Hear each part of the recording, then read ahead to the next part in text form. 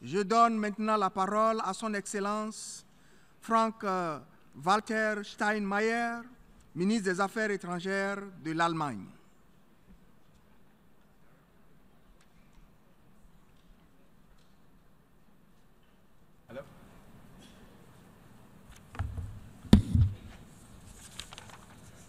Herr Präsident, Exzellenzen, meine sehr verehrten Damen und Herren!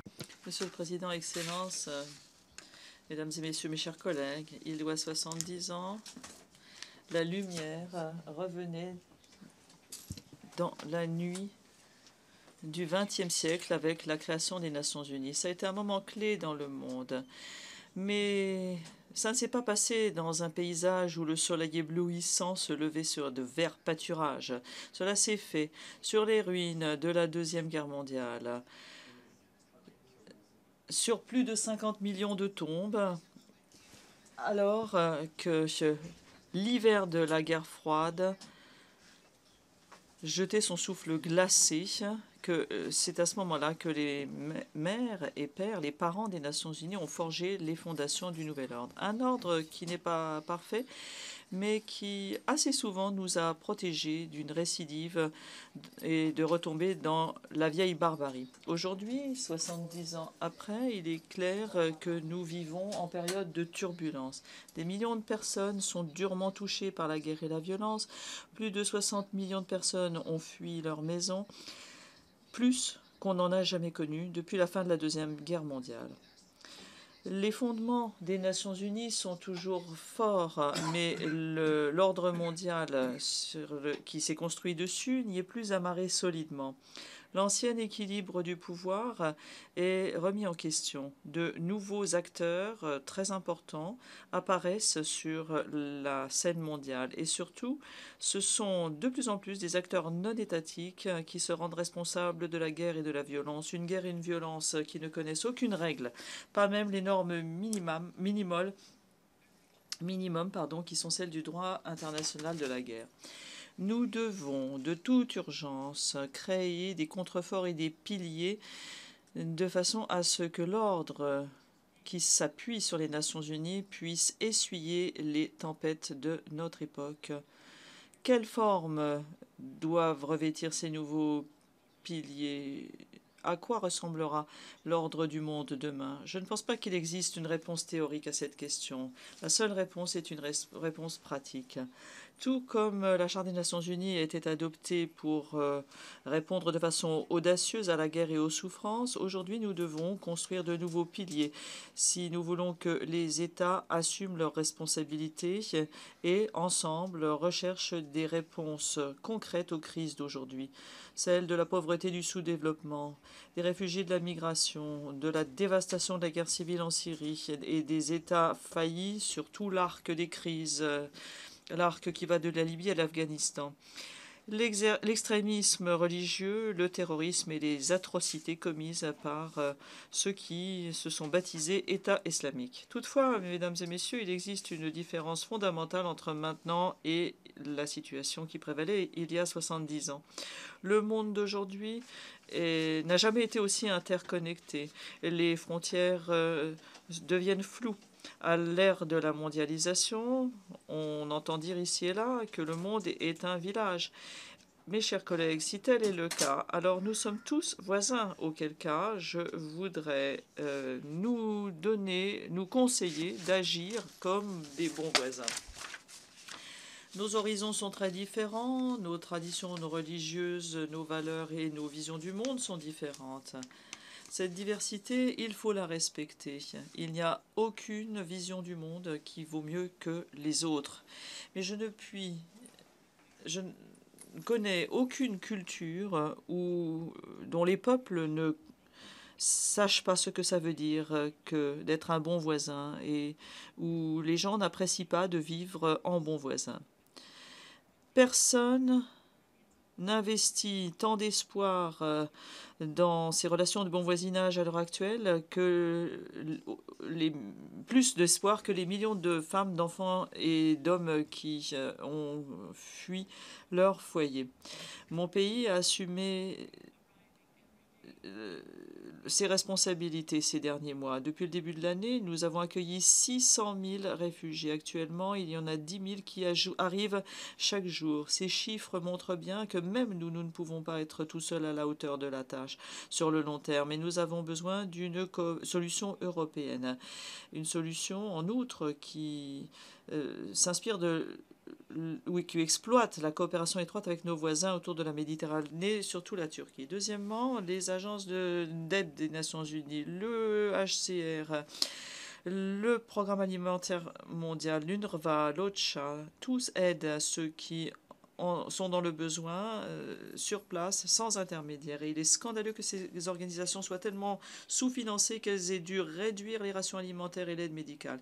J'ai donc rencontré les États du G7 et les autres partenaires avant-hier et j'ai le plaisir de vous annoncer qu'ensemble, nous avons réussi à collecter 1,8 milliard de dollars supplémentaires, dont plus de 100 millions ont été offerts par l'Allemagne aux agences d'aide des Nations Unies. Cela devrait également soulager la charge pour les pays voisins vers lesquels s'achemine l'écrasante majorité des réfugiés. Je pense plus particulièrement à la Turquie, au Liban et à la Jordanie. Eux aussi ont besoin de notre aide de façon à ce qu'un exode n'en déclenche pas un autre. Mais les relations de bon voisinage, ce n'est pas juste, Monsieur le Président, l'humanité et la compassion. Cela présuppose aussi que nous nous entendions sur des règles communes auxquelles nous nous obligeons à obéir.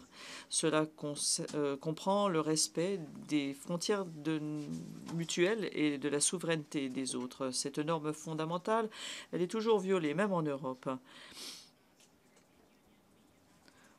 En tant qu'Union européenne, nous avons condamné à l'unanimité l'annexion de la Crimée par la Russie ainsi que les opérations dans l'est de l'Ukraine et nous avons répondu, et pas seulement en condamnant et en isolant, mais en lançant également un processus politique pour atténuer le conflit.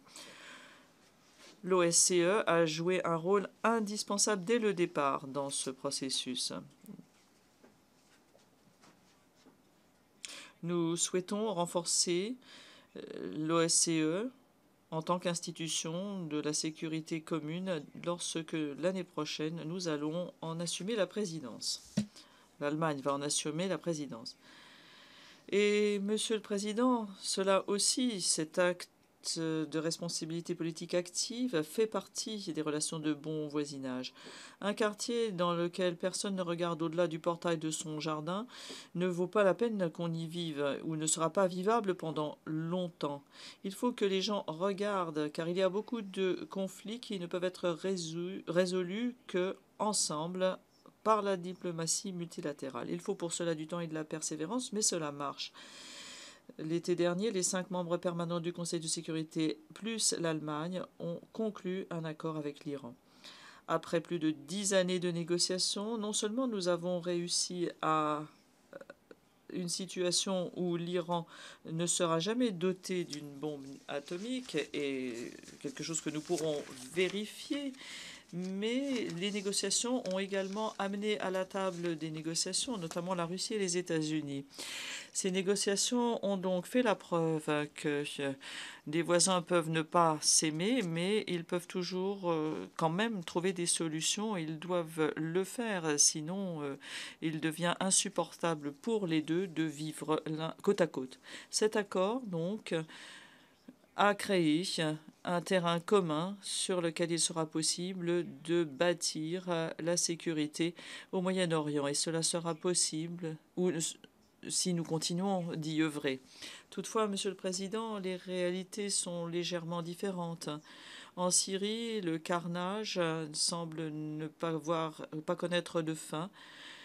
Et nous n'y mettrons un terme que si nous agissons ensemble. Nous devons mettre un terme à la brutalité de la dictature d'Assad. On l'a vu avec l'utilisation qu'il a faite des barils explosifs et de la torture. Nous devons casser le contrôle de l'État islamique et faire taire les armes en Syrie et enfin permettre l'accès humanitaire aux populations qui y vivent.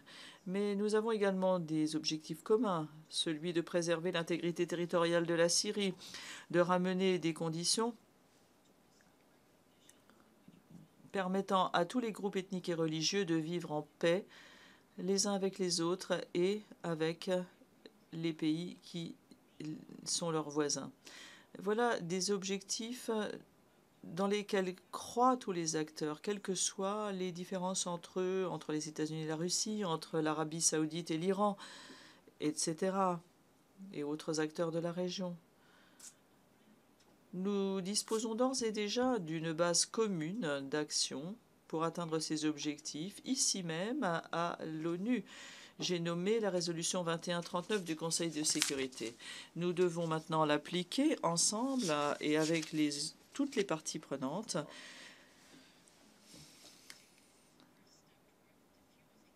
pour atténuer ce conflit. J'en appelle aux parties prenantes en Syrie, dans les pays voisins de la Syrie, mais pas seulement. Nous avons des décisions qui ont été prises unilatéralement par la Russie récemment, qui a engagé des opérations militaires en Syrie. Mais maintenant, nous avons besoin que la Russie prenne des mesures politiques et promeuve une transition en Syrie. Cela contribuerait de façon importante à sortir de l'impasse, une impasse qui est meurtrière puisque chaque jour, des gens perdent la vie. Au risque de me répéter, je voudrais souligner que s'agissant d'une catastrophe humanitaire de l'ampleur de celle de la Syrie, nous sommes tous voisins.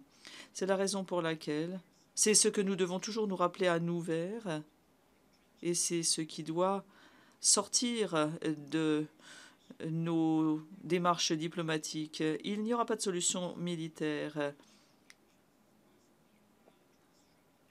Aucune soi-disant vérité éternelle ou soi-disant intérêts nationaux ne doivent faire obstruction et entrave à l'effort de faire le premier pas pour atténuer le conflit en Syrie. En ces périodes troublées, mes chers collègues, l'idée de bonnes relations de voisinage dans le monde ne serait qu'un rêve s'il n'y avait pas un toit sous lequel, pendant des décennies, nous avons pratiqué les relations de bon voisinage. Aujourd'hui, nous avons plus besoin que jamais de l'Organisation des Nations Unies et nous avons besoin qu'elle soit légitime et réactive. C'est la raison pour laquelle l'Allemagne fait campagne pour la réforme de l'Organisation et du Conseil de sécurité. C'est la raison pour laquelle nous travaillons avec d'autres à de grands projets mondiaux. Nous avons travaillé aux objectifs du développement durable très ambitieux contenus dans le programme à l'horizon 2030 qui vient d'être adopté. Et nous avons également travaillé à un objectif encore plus ambitieux, celui de la lutte contre les changements climatiques que nous espérons bien adopter ensemble à Paris au mois de décembre. L'ONU est un cadre, un toit qui abrite nos efforts mondiaux, mais il y a bien des niveaux selon lesquels le travail doit se faire. Nous, Allemands, nous pensons que nous devons avancer dans la coopération régionale au sein de l'Union européenne et de l'OSCE et en coopération avec d'autres organisations régionales, par exemple la NAS, l'Union africaine et d'autres.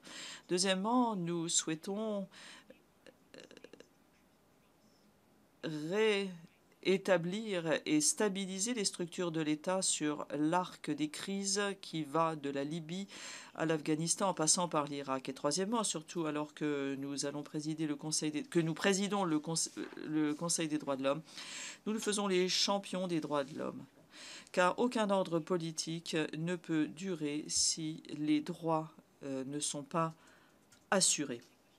Pour conclure, mes chers collègues, Monsieur le Président, je voudrais revenir à la création des Nations Unies il y a 70 ans.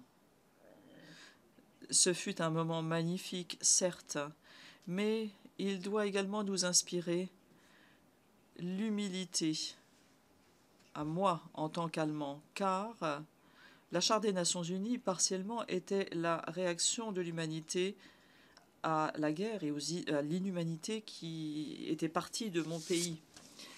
Tout au long des 7 décennies qui se sont écoulées depuis, fort heureusement, l'Allemagne progressivement est sortie de cette situation et petit à petit est rentrée dans le cœur des nations.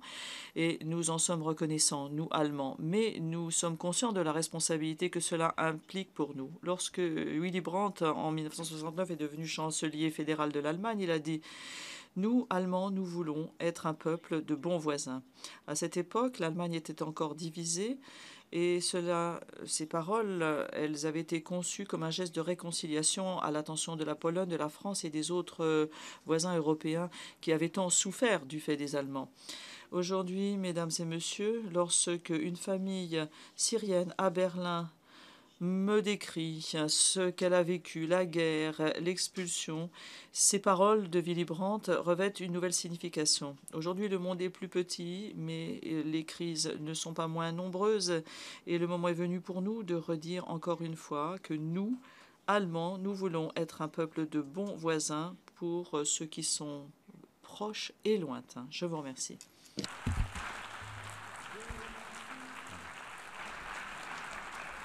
Je remercie le ministre des Affaires étrangères de l'Allemagne.